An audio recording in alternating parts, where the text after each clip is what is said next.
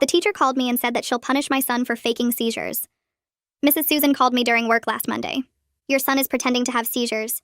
He's disrupting the class with his attention-seeking behavior. I need you to pick him up immediately. I left a client meeting, drove 40 minutes to Lincoln Elementary, found my 8-year-old son Caleb sitting in the nurse's office, confused and exhausted. The nurse looked worried. He had an episode, lasted about 2 minutes. He's been out of it since. That sounds like a real seizure. Mrs. Susan says he's faking. I've been a nurse for 15 years. That wasn't fake. But I'm not a doctor. Tuesday morning, I kept Caleb home, took him to his pediatrician. She ran basic tests, referred us to a neurologist. First available appointment was 3 weeks away. I called the school, explained the situation, asked them to watch Caleb carefully. On Wednesday, Caleb went back to school. Mrs. Susan called again at noon. He did it again. The fake shaking. I told him to stop. He wouldn't. So I put him in the hallway until he was done. You put my son in the hallway during a medical episode? It wasn't medical. He was perfectly fine after. Even smiled at his friends through the window. Classic attention-seeking. That's called post-seizure confusion. Sometimes people seem happy. They're not fully conscious. Don't make excuses for him. I've taught for 20 years. I know fake seizures when I see them. Thursday, no call. I thought things were better. Then Caleb came home with a note. He'd had another episode. Mrs. Susan made him sit in the corner facing the wall for the rest of the day. For faking. Friday, I went to the principal. Mr. Jeffries barely looked up from his computer. Mrs. Susan is our most experienced teacher. If she says he's pretending, he probably is. My son needs medical attention during these episodes, not punishment. Have you considered that maybe he needs discipline instead of attention? Kids these days will do anything to get out of work. I left furious. The next Monday, Caleb had a seizure at lunch. The cafeteria monitor called 911. Paramedics came. Mrs. Susan told them it was fake. Don't waste your time. He does this for attention. His mother encourages it. The paramedic ignored her, checked Caleb's vitals, recommended immediate neurological evaluation. This child is showing clear signs of temporal lobe seizures. Tuesday, I pulled Caleb from school, told them he was sick. Really, I was scared. What if he had a serious seizure and Mrs. Susan just left him there? Wednesday, I researched. Found out Mrs. Susan had a history. 3 other parents had complained about her dismissing medical issues. 1 kid with asthma, another with diabetes, a girl with severe allergies, all dismissed as attention-seeking, all forced to sit out activities as punishment for their conditions. Thursday, the neurologist appointment got moved up. Another family canceled. The doctor did an EEG, found abnormal brain activity, classic temporal lobe epilepsy. Probably had it for months, maybe years. Getting worse because it's untreated. I asked for everything in writing. Official diagnosis, treatment plan, the works. Friday, I didn't send Caleb to school. Instead, I went to see the superintendent. Dr. Cross wasn't interested at first. Then I showed her the neurologist's report. This says untreated seizures can cause permanent brain damage. Yes. And Mrs. Susan has been punishing him for having them, making him sit in corners, putting him in hallways, telling paramedics not to treat him.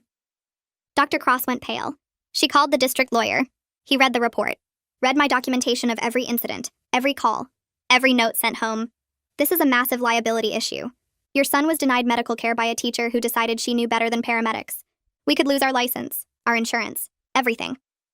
Monday, there was a substitute in Mrs. Hobbs's class. She'd been placed on administrative leave pending investigation. Tuesday, 3 more families came forward. Kids with ADHD called lazy, a boy with dyslexia called stupid, a girl with anxiety told to stop being dramatic. All documented, all ignored by Principal Jeffries. Wednesday, the district held an emergency school board meeting. The school board meeting room filled up fast. Parents squeezed into rows of metal folding chairs. Teachers stood along the back wall. Community members lined up at the door when the seats ran out. I sat in the front row with my documentation folder pressed against my chest. My hands left sweat marks on the manila cover. Dr. Cross sat at the head table with 5 board members. She kept glancing at the door like she expected someone to walk in. Her face looked pale under the fluorescent lights. I noticed Mrs. Susan wasn't there. Her usual seat at these meetings stayed empty. The board president was a tall man with gray hair. He cleared his throat and tapped the microphone. The feedback made everyone wince. He shuffled his papers and looked out at the crowd. We've received serious complaints about medical care denial at Lincoln Elementary. Multiple families have come forward with similar concerns. This is not a situation we take lightly. 3 other parents sat in the front row with me. I recognized them from the school pickup line, but I'd never spoken to them before. They all held folders like mine. The board members exchanged looks across the table. One woman leaned over and whispered to the man next to her. Another board member frowned and wrote something on his notepad. The president called my name first. I stood up and my legs felt wobbly. The walk to the microphone seemed to take forever, even though it was only 10 feet. My hands shook when I gripped the sides of the podium, but my voice came out steady. Mrs. Susan punished my 8-year-old son for having seizures. She thought he was faking. She put him in the hallway during medical episodes, made him sit in corners, told paramedics not to treat him when they responded to a 911 call. The room went completely quiet. I could hear the air conditioning hum. Someone in the back coughed. I opened my folder and pulled out the neurologist's report. The paper crinkled in my hands. This is the diagnosis. Caleb has temporal lobe epilepsy. He's had it for months, maybe longer. It went untreated because a teacher decided she knew better than medical professionals. I held up the report so everyone could see the letterhead. The board members leaned forward in their seats. One woman put on her reading glasses. Untreated seizures can cause permanent brain damage. My son was at risk every single day he sat in that classroom. Every time he had an episode and got punished instead of helped. I walked the report to the board president. He took it and started reading. His eyebrows went up. He passed it to the woman next to him. She read it and her mouth formed a thin line. The report made its way down the table. Each board member looked more concerned than the last. I went back to my seat. My legs still felt shaky, but I'd said what I needed to say. The board president called the next parent. Freya Ogden stood up. She was a short woman with curly red hair. She walked to the microphone with a blue folder. My son has ADHD, diagnosed by his pediatrician, documented with the school. Mrs. Susan called him lazy. She made him miss recess as punishment because he couldn't sit still. Her voice got louder as she talked. A DHD is a neurological condition. It requires accommodations, not discipline. She opened her folder and pulled out medical records. The pediatrician's notes explained everything: brain chemistry, medication options, recommended classroom strategies. Mrs. Susan ignored all of it. She decided my son just needed to try harder. Freya's hands trembled when she set the papers on the board president's table. He picked them up and started reading. 2 other board members looked over his shoulder. Mateo Callahan went next. He was a big man with a thick beard.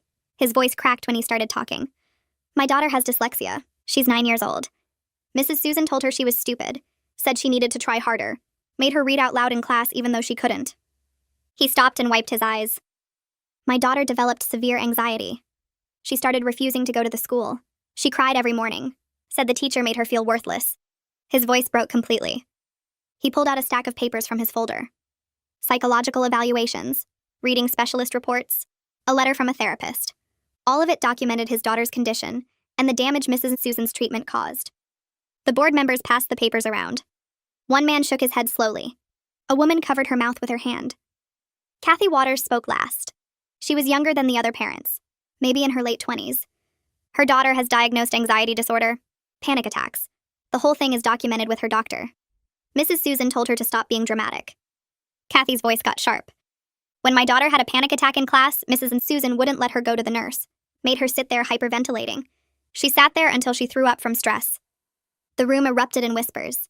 Parents turned to each other. Teachers in the back shifted uncomfortably.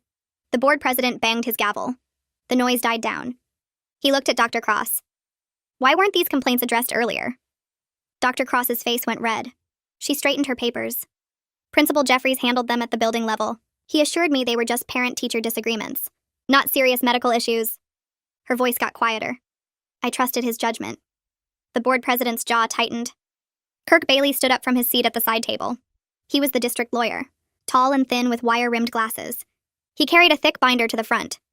The district violated federal disability laws. Students with documented medical conditions were denied appropriate accommodations. He opened the binder and showed charts, color-coded pages, highlighted sections. The liability exposure is enormous. We could lose federal funding. The state could revoke our license. Our insurance won't cover willful violations. One board member raised her hand. Did anyone report these issues before tonight? I stood up again. I went to Mr. Jeffries first. He dismissed my concerns, said Mrs. Susan was too experienced to be wrong about a child faking seizures. The board member wrote something down. Other board members looked at each other with worried faces. The meeting was just getting started. A woman in the back row stood up. She had gray hair pulled into a tight bun. She wore a business suit. Her hands shook when she gripped the chair in front of her. My daughter had severe allergies, life-threatening. The school nurse kept an EpiPen in her office. Mrs. Susan refused to keep one in the classroom. She said my daughter was exaggerating, said she wanted special treatment. The woman's voice got louder. My daughter had an allergic reaction during art class. Mrs. Susan wouldn't let her go to the nurse. said she could wait until the end of class. Another teacher walked by and saw her face swelling. That teacher ran to get the EpiPen. Saved her life. The board president leaned forward. When did this happen? 2 years ago. I filed a complaint with Principal Jeffries. He said Mrs. Susan was just being cautious about letting kids leave class. Said my daughter probably wasn't that allergic. The woman wiped her eyes. I pulled my daughter out of Lincoln Elementary the next week. Couldn't risk her life again. Several board members shifted in their seats. One woman covered her mouth with her hand. Another man shook his head slowly. Dr. Cross's face went pale. She kept glancing at Kirk Bailey. He was writing notes on a yellow legal pad. His pen moved fast across the paper. He filled one page and flipped to the next. The board president looked at the other board members. They looked back at him with worried faces. How many complaints did we miss? How many years has this been happening? A board member with glasses raised his hand. The president nodded at him. What happened when the paramedics came for your son? He looked at me.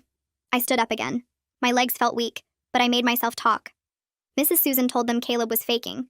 She said not to waste their time. Said I encouraged his attention-seeking behavior. The paramedic didn't listen to her. He checked Caleb's vital signs, looked at his eyes, watched how he was acting. He told Mrs. Susan that Caleb showed clear signs of temporal lobe seizures, recommended immediate medical evaluation.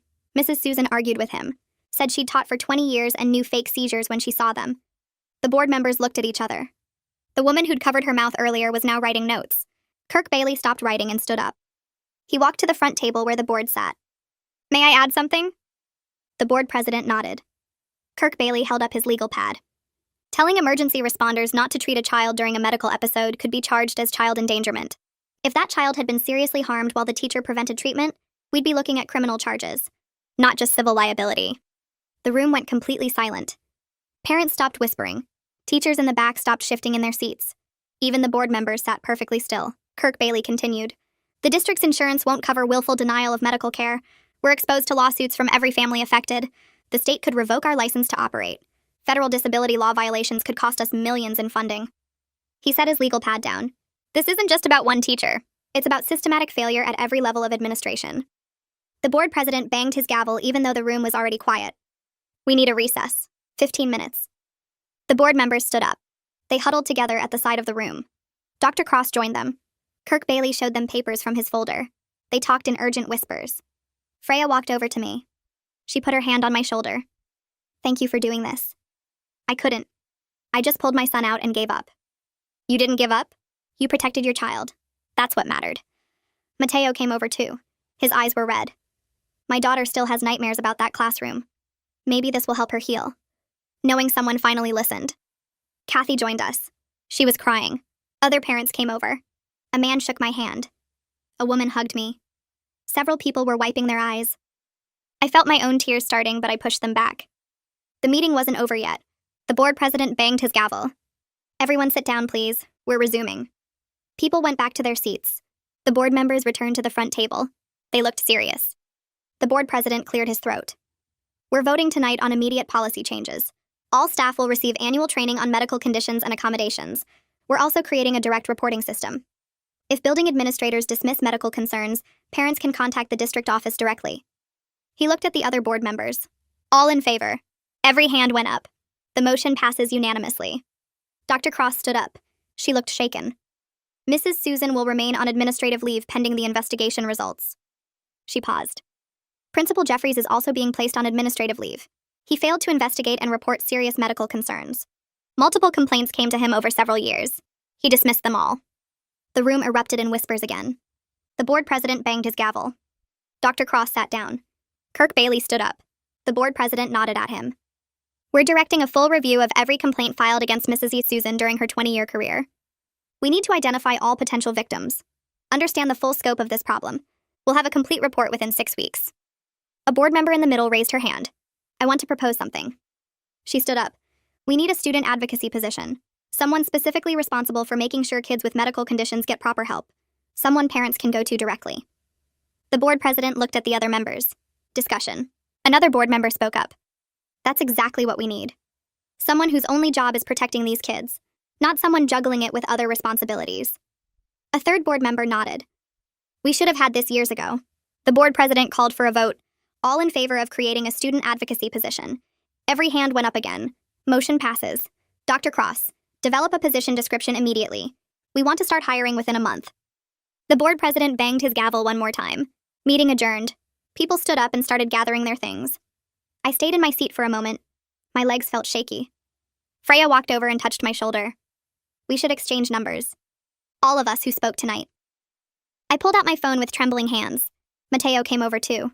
His wife was with him now. She had tears on her face. Kathy joined us and we stood in a small circle. Other parents approached. A woman whose name I didn't catch gave me her email. A man shook my hand and said his daughter had Mrs. Susan 3 years ago. We formed a group text right there in the meeting room. 10 parents total. Freya typed a message. We need to make sure they actually follow through on everything they promised tonight. Everyone agreed. She suggested meeting once a week. Someone offered their house. Another parent suggested the library. We settled on the library conference room. Thursdays at 7. I saved all the contact information in my phone. People started leaving. Dr. Cross was still talking to Kirk Bailey in the corner. They both looked serious. I walked out to the parking lot. The night air felt cold on my face. I got in my car and just sat there for a minute. My hands were still shaking. I started the engine, pulled out of the parking lot. The drive home took 20 minutes. My phone rang when I was halfway there. Adriana's name on the screen. I answered on speaker. How did it go? My voice cracked. They listened. They actually listened. I started crying. Had to pull over into a gas station parking lot. Adriana stayed on the phone while I sobbed. It's over. Caleb doesn't have to go back to her classroom. She's on leave. They're investigating everything. Adriana was crying too. I could hear it in her voice. I'm so proud of you. You didn't give up. I wiped my eyes, took some deep breaths, started driving again. Got home 10 minutes later. The house was dark. My mom had put Caleb to bed hours ago. I thanked her, told her it went well. She hugged me and left. I went upstairs, checked on Caleb. He was sleeping peacefully. His face relaxed. I stood in his doorway and watched him breathe. My phone buzzed. Text from Freya. Thank you for being brave enough to go first tonight. I couldn't have done it without your example, I texted back. We all helped each other. That's what mattered. The next morning, my alarm went off at 6. I felt exhausted, but also lighter somehow. Made coffee, checked my phone. 3 missed calls from numbers I didn't recognize. 2 voicemails. The first one was a reporter from the local newspaper. The second was from a different reporter. Both wanted interviews about last night's meeting. I deleted the voicemails. Caleb came downstairs in his pajamas. Morning, Mom. I made him breakfast. Told him he was staying home from the school today. He looked worried. Am I in trouble? No, baby. The grown-ups are still working things out. You're safe. He ate his cereal. I sat at the kitchen table with my coffee and opened the newspaper website on my phone. The headline made my stomach drop. School board addresses medical dismissal pattern at Lincoln Elementary. The article was long, detailed. It named Mrs. Susan, named Principal Jeffries, quoted several parents from the meeting, quoted me. My phone rang again. Another unknown number. I didn't answer. It rang 4 more times that morning. I turned off the ringer. Caleb played with his toys in the living room. I did laundry, tried to keep busy. My phone buzzed with a text around noon. Unknown number. This is Dr. Cross. Do you have a few minutes to talk? I called her back. She answered on the first ring. I owe you an apology. When you came to my office last week, I didn't take your concerns seriously enough. I should have investigated immediately. Her voice sounded different from at the meeting. Quieter, almost shaky. I'm reviewing our policies now, trying to figure out how this went on for so long, how many families we failed. I didn't know what to say. Thank you for calling. She asked if I would be willing to meet with her next week, help identify gaps in the system. I agreed. We set a time for Tuesday afternoon. Kirk Bailey called that evening. I hope you don't mind. Dr. Cross gave me your number. I've started going through Mrs. Susan's personnel file, looking at every complaint ever filed. I'm finding a pattern that goes back 15 years. He paused. So far, I've identified 17 families. 17. The word hit me hard. Some of them pulled their kids out of the district. Others just requested classroom changes. But nobody pursued formal complaints. They all felt like the system would protect the teacher over their child. I sat down on the couch. Caleb was upstairs playing video games. What happens now? Kirk explained the investigation process. Interviews with families, review of documentation, legal analysis. It would take several weeks, maybe longer. But he sounded determined. This can't happen again. We're going to make sure of that. I thanked him, hung up, stared at my phone. 17 families. How many kids? How much harm? The district sent a letter home with every student at Lincoln Elementary on Friday. I got a copy in the mail on Saturday. It explained the situation in careful legal language. Acknowledged complaints about medical accommodation failures. Invited families with concerns to contact the new Student Advocacy Office. The office didn't exist yet, but they were creating it. I read the letter 3 times. It felt surreal. 2 weeks ago, nobody would listen. Now the whole district was forced to pay attention. My phone buzzed. Text from Freya. Did you get the letter? I replied yes. She wrote back. 3 more families from our school already contacted me. They had problems with Mrs. Susan too. Nobody knew we could complain. The group text lit up. Other parents sharing similar stories. Kids with medical conditions dismissed. Parents told they were overreacting. The pattern was bigger than any of us realized. Monday morning, I took Caleb to see Khalil Pratt, his regular neurologist appointment. Dr. Pratt examined him, asked questions about his seizures. Caleb told him about the last one at the school, the cafeteria monitor calling the ambulance, Mrs. Susan saying he was faking. Dr. Pratt's face got tight. He wrote a prescription, new medication, started Caleb on a low dose. We'll increase it gradually, monitor how he responds. He handed me paperwork, seizure action plan, instructions for the school, what to do if Caleb has an episode, how to keep him safe. I took it all, asked questions, took notes. Dr. Pratt scheduled a follow-up in 2 weeks. We left with the prescription and the action plan, stopped at the pharmacy, got the medication, started it that night. The substitute teacher called on Tuesday. My name is Rachel. I'm covering Mrs. Susan's class. I wanted to reach out about Caleb. I understand he has epilepsy. I want to make sure I know how to help him if he has a seizure at the school. Relief flooded through me. A teacher who actually cared, who wanted to learn. I explained Caleb's condition, described what his seizures looked like, sent her the action plan Dr. Pratt had given me. She asked good questions, took notes, said she'd share everything with the nurse and the other staff who work with Caleb. Thank you for taking this seriously. She was quiet for a moment. Every child deserves to feel safe at the school. I should have been teaching that class from the beginning. Wednesday afternoon, I went to the school, met with Rachel, with Caleb's care team. The school nurse Trudy was there. So was the special education coordinator, the counselor. We sat around a table in the conference room, went through the seizure action plan line by line, what triggers to watch for, what to do during an episode, when to call for help, how to support Caleb afterward. Trudy took detailed notes. She looked relieved. Finally, someone is listening. She'd been trying to get Mrs. Susan to take Caleb's seizures seriously for weeks. Nobody would back her up. Now we had a plan. Written down. Signed by everyone. Copies for every adult who worked with Caleb. Rachel promised to review it with the whole class. Age-appropriate explanation, so the other kids would understand and not be scared if Caleb had a seizure. Adriana came over for dinner on Friday. Brought Caleb a new video game, something with dinosaurs. He was excited, hugged her, ran upstairs to play it. Adriana and I sat in the kitchen. She poured us both wine. I'm proud of you. You fought for him. You didn't give up even when everyone tried to shut you down. I took a sip. It felt good to hear. The past few weeks had been exhausting, scary, but worth it. Caleb was safe now, getting proper treatment. Had teachers who would protect him instead of punish him. That's what mattered. Adriana raised her glass, to not giving up. We clinked glasses. Caleb called down from upstairs. Mom, come see this level. I smiled. Went upstairs to watch him play. 3 weeks passed. The district worked through procedures, legal reviews, policy discussions. I checked my email every morning, waited for updates. Finally, on a Tuesday afternoon, my phone buzzed. Email from the district office. Kirk Bailey had finished his investigation. The report was available for review. I called the district. Asked if I could come read it. The secretary said yes. Scheduled me for Thursday morning. I took time off work. Drove to the district office building. Signed in at the front desk. Waited in the lobby. Kirk Bailey came out to meet me. Brought me to a conference room. The report sat on the table. Thick stack of papers. Bound with black clips. He pulled out a chair for me. Sat across the table. The findings were extensive. 20 separate complaints against Mrs. Susan over 15 years. Parents reporting dismissed medical conditions. Kids punished for symptoms they couldn't control.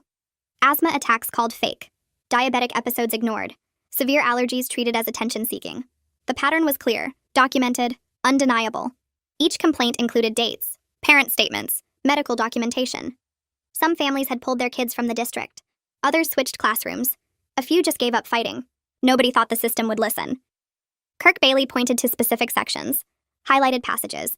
His voice stayed level, professional, but I could see the tension in his jaw. This should have been stopped years ago. The second part hit harder. Principal Jeffries had received at least 8 formal complaints about Mrs. Susan. Written complaints, submitted through proper channels, requesting investigations. He never forwarded them to the district office, never escalated the concerns. Instead, he wrote internal notes, called parents overprotective, labeled them difficult, characterized their legitimate medical concerns as helicopter parenting. His documentation showed a clear pattern of protecting Mrs. and Susan, dismissing worried parents, blocking accountability. I read through complaint after complaint, each one serious, each one ignored. My hands started shaking. How many kids suffered because he wouldn't listen? Kirk Bailey closed the folder. The board meets again next Monday. This evidence changes everything. I drove home, called Freya, told her about the report. She went quiet for a long moment. 20 families, 20 kids who needed help and got punished instead. The weekend dragged. I couldn't stop thinking about those other families. Other kids who went through what Caleb experienced. Some for years longer. Monday evening came. I arrived at the board meeting early. Took my seat in the front row. The room filled quickly. Parents, teachers, community members. Everyone had heard about the investigation results. The board president called the meeting to order. Kirk Bailey presented his findings, showed the documentation, explained the pattern. The board members looked shaken. One kept shaking her head. Another took off his glasses, rubbed his eyes. The board went into closed session, discussed personnel matters. We waited in the hallway. 40 minutes passed. They came back out, called the meeting to order again. The board president read from prepared notes, based on the investigation findings. Evidence of repeated violations. Failure to provide appropriate medical accommodations. The board votes to terminate Mrs. Susan's employment for cause, effective immediately. The room stayed silent. Then someone started clapping. Others joined.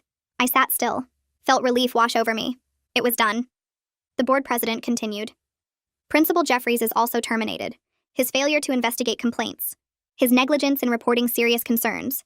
His pattern of dismissing legitimate parent worries. The board acknowledges his actions allowed harmful behavior to continue for years. More information would follow. Personnel files would be reviewed. Procedures would be updated. Dr. Cross stood up, addressed the room directly. Her voice cracked slightly. The district failed these families. We failed these children. Starting immediately, we're offering counseling services. Any student harmed by Mrs. Susan's treatment.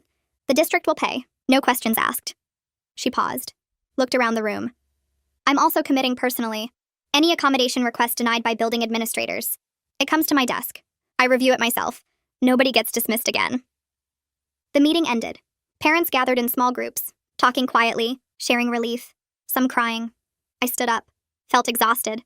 Freya found me in the lobby. Mateo was with her. Kathy joined us. We should meet. Keep monitoring this. Make sure they follow through. I agreed. Gave them my address. They could come to my house. We'd figure out next steps together. Thursday evening, they all arrived. Sat around my kitchen table. We talked about what happened, what needed to change, how to help other families. We decided to form an official group. Parent advocates. Resource for families navigating medical accommodations. Monitor the district's policy implementation. Hold them accountable. Freya volunteered to handle communications. Mateo would track policy changes. Kathy offered to create resource guides.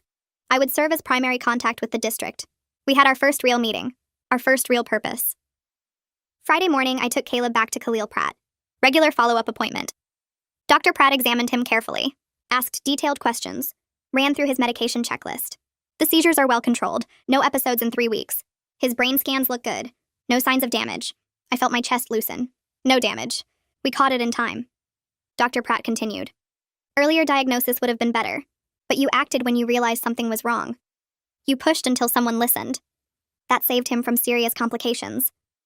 I thanked him, scheduled the next appointment, left with renewed medication prescriptions. That afternoon, my phone rang. Unknown number. I answered cautiously. This is the new principal at Lincoln Elementary. My name is Dr. Gomez. I wanted to introduce myself, explain my background, ask how I can support Caleb. I sat down, listened. She had worked in special education for 12 years, managed accommodation plans for students with disabilities, understood medical needs, wanted to review Caleb's seizure action plan personally, make sure every teacher knew the protocol, train the cafeteria staff, update the nurse. I agreed to meet her. Tuesday after school. Went to Lincoln Elementary. Met Dr. Gomez in her office. She was younger than I expected. Warm smile, genuine eye contact. Actually listened when I talked. We went through Caleb's needs, his triggers, his medication schedule, what to watch for, how to respond. She took detailed notes, asked smart questions, already knew medical terminology, understood seizure protocols. She'd already reviewed his action plan with every teacher, shared it with cafeteria staff, met with Trudy Horn twice. I'm cautiously hopeful. She seemed different, actually cared, actually understood. Before I left, my phone buzzed. Email from the local parent-teacher organization. They wanted me to speak at their next meeting, share my experience, help other parents understand their rights, talk about advocating for kids with medical needs. I stared at the email. Public speaking terrified me. Standing in front of strangers, sharing personal details, being vulnerable. But I thought about those 20 families, kids who suffered because parents didn't know they could push back, didn't realize they had rights. I replied yes. I'd speak at their meeting. The meeting room felt packed. Maybe 40 people showed up, parents mostly, a few teachers I didn't know. I sat near the front with my folder of notes. My hands shook a little when they called my name. I walked to the microphone, took a breath, started talking about Caleb's seizures, how Mrs. Susan punished him instead of helping him, how she told paramedics not to treat my son. My voice stayed steady even though my stomach felt tight. I showed them the neurologist's report, explained about temporal lobe epilepsy, how untreated seizures can damage a kid's brain. Several parents nodded. One woman in the third row wiped her eyes. When I finished, people clapped, not loud or long, just enough to show they heard me. Afterward, 2 moms came over. The first one had a daughter with diabetes. Her teacher kept saying she was faking low blood sugar to get out of tests. Made her sit through gym class even when she felt dizzy. The second mom's son had asthma. His teacher thought he used his inhaler for attention. Told him to toughen up during recess. I gave them both my phone number.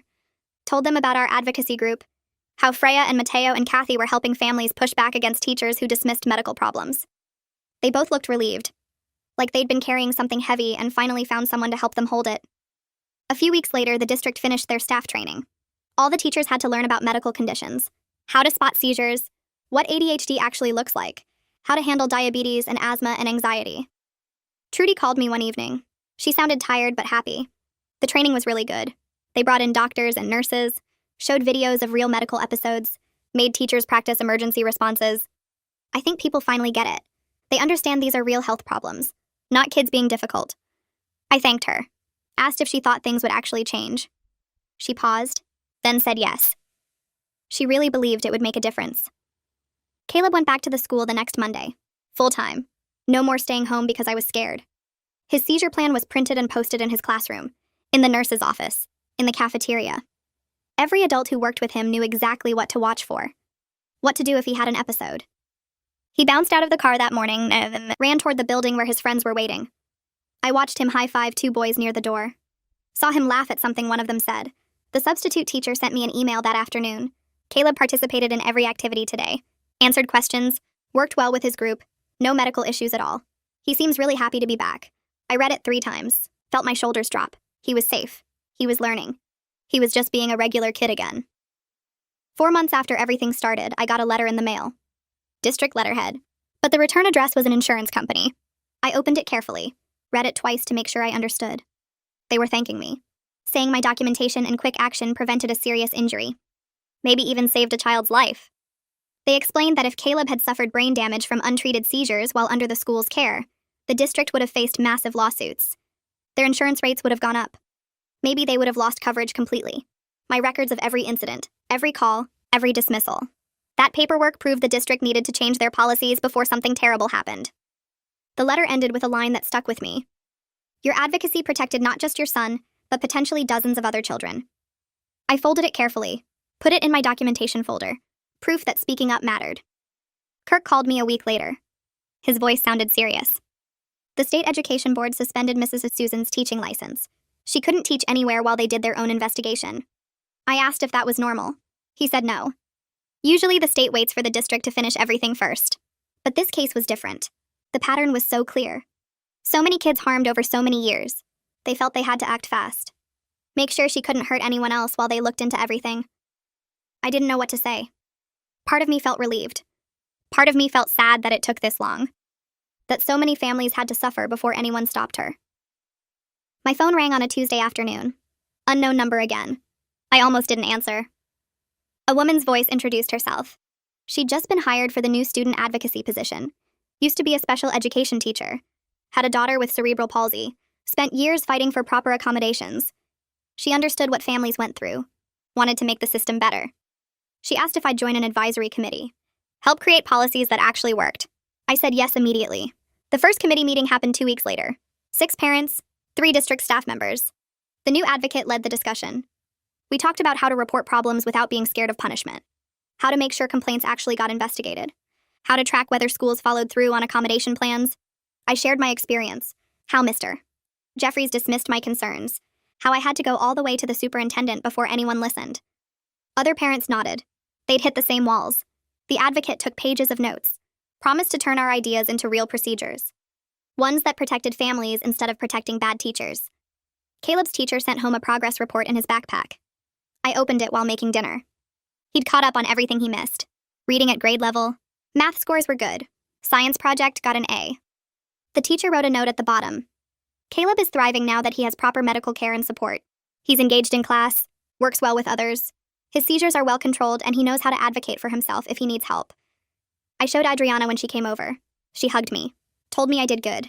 Really good. Our parent advocacy group kept growing. Started with 4 of us around my kitchen table. Now we had 12 families. We met at the library once a month. Shared information about new policies. Talked about challenges we were facing. Helped each other figure out how to get schools to follow accommodation plans. Freya brought snacks. Mateo made copies of useful documents. Kathy created a resource guide about different medical conditions. What teachers needed to know. What parents should ask for. We handed them out to anyone who needed them. Dr. Cross sent an email to all parents in the district. New policy starting immediately. Anytime a building principal denied a medical accommodation request, they had to forward it to her office within 1 day. She would review it personally, make the final decision. No more complaints getting buried at the school level. She also set up quarterly reviews.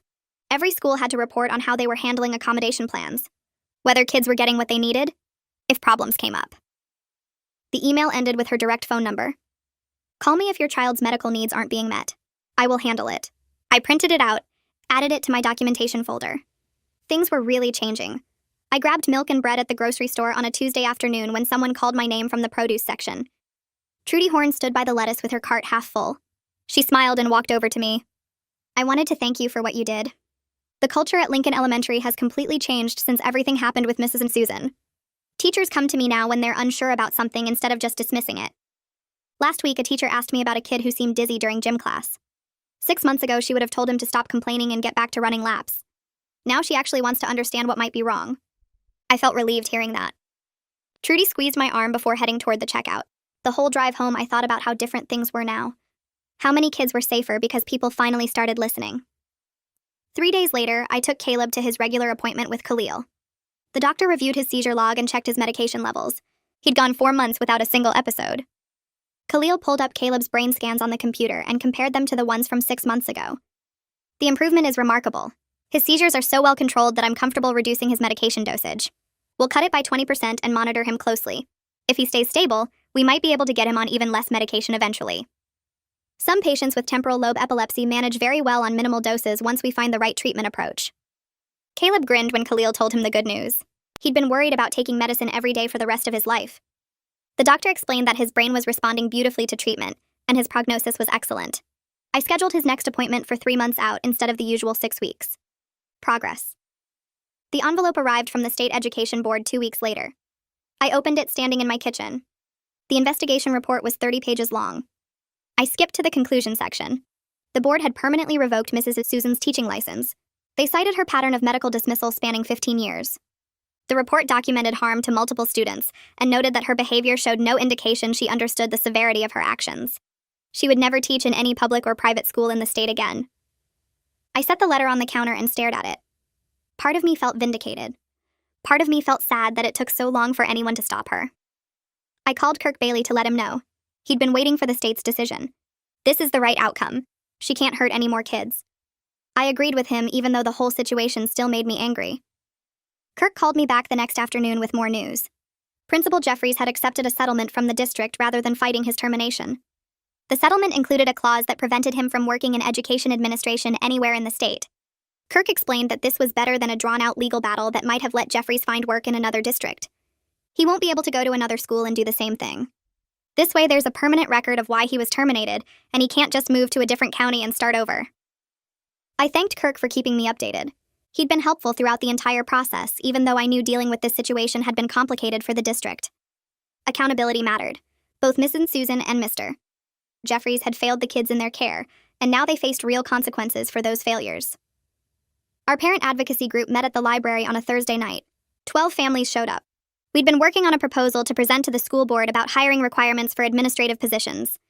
Mrs. and Freya had drafted language requiring medical accommodation expertise as part of the job qualifications. Mateo added sections about mandatory training and ongoing education.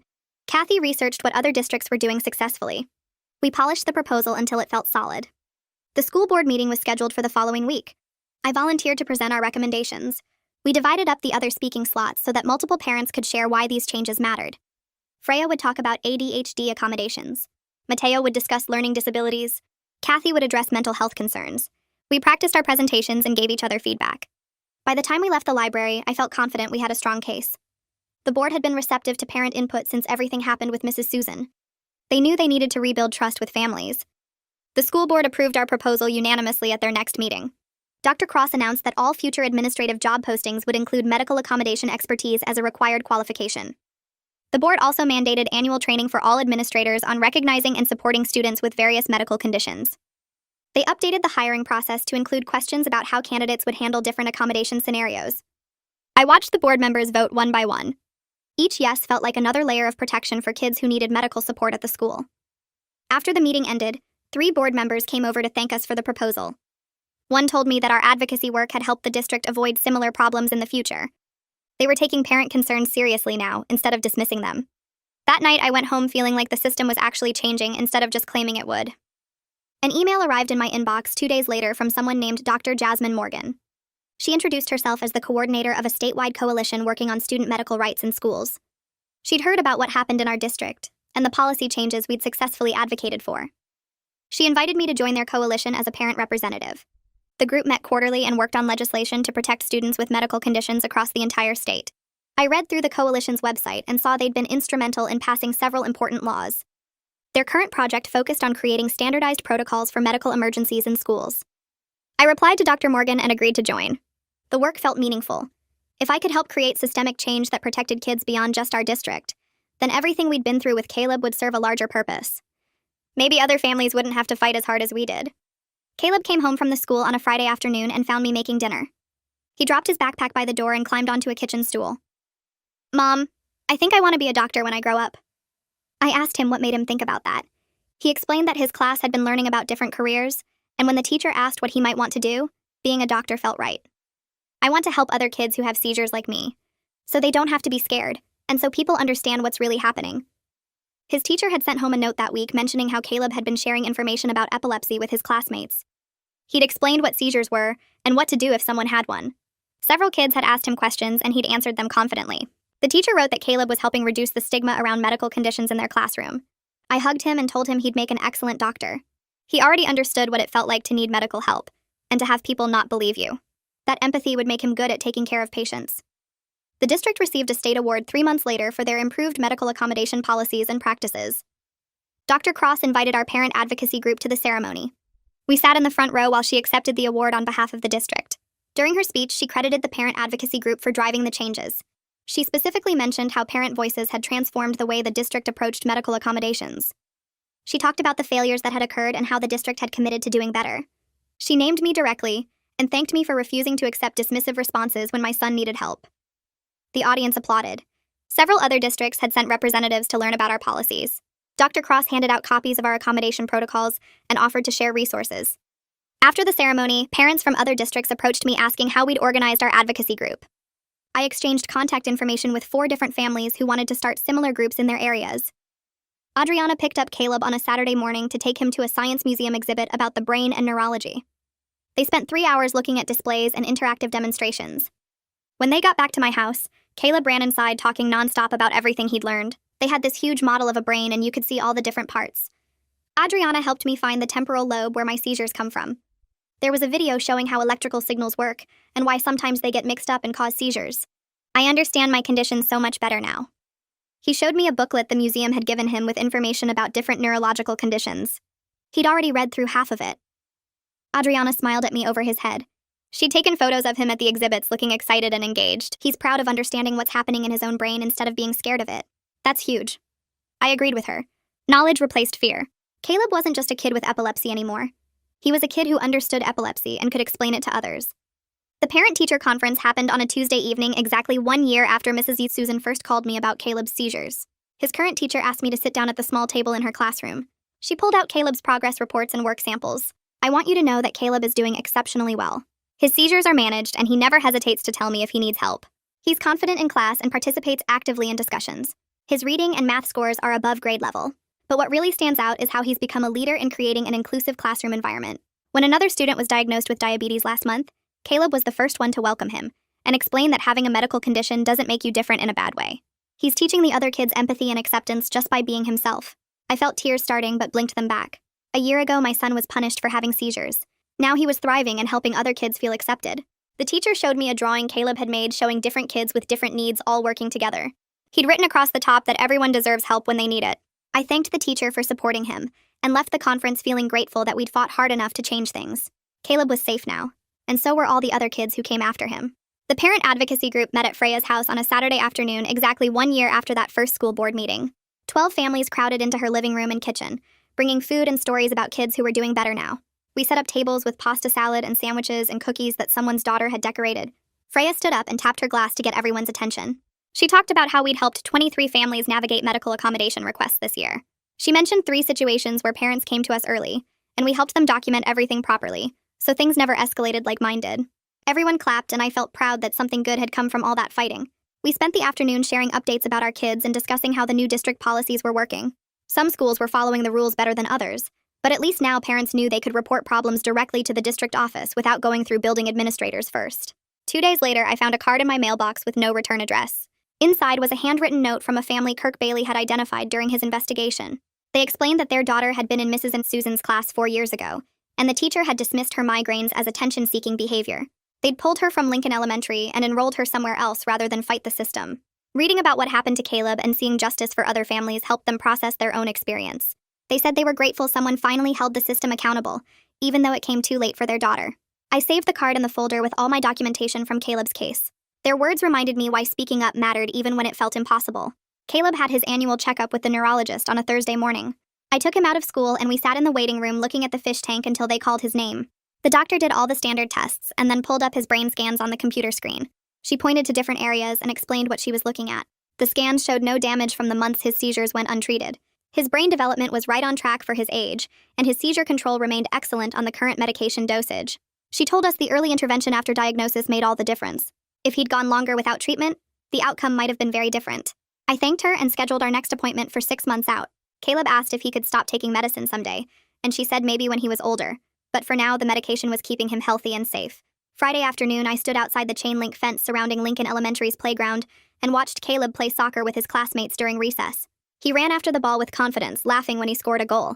His friends high-fived him, and nobody treated him differently because he had epilepsy. The substitute who'd replaced Mrs. and Susan stood nearby watching all the kids carefully. She knew Caleb's seizure action plan, and she'd never once suggested his medical condition was fake or attention-seeking. I watched him play for 10 more minutes before heading back to my car. The fight had been exhausting, and I wished I'd never had to wage it. But standing there watching my healthy, safe, thriving son, I felt proud that speaking up protected not just Caleb, but dozens of other children who deserved better from the adults responsible for their care.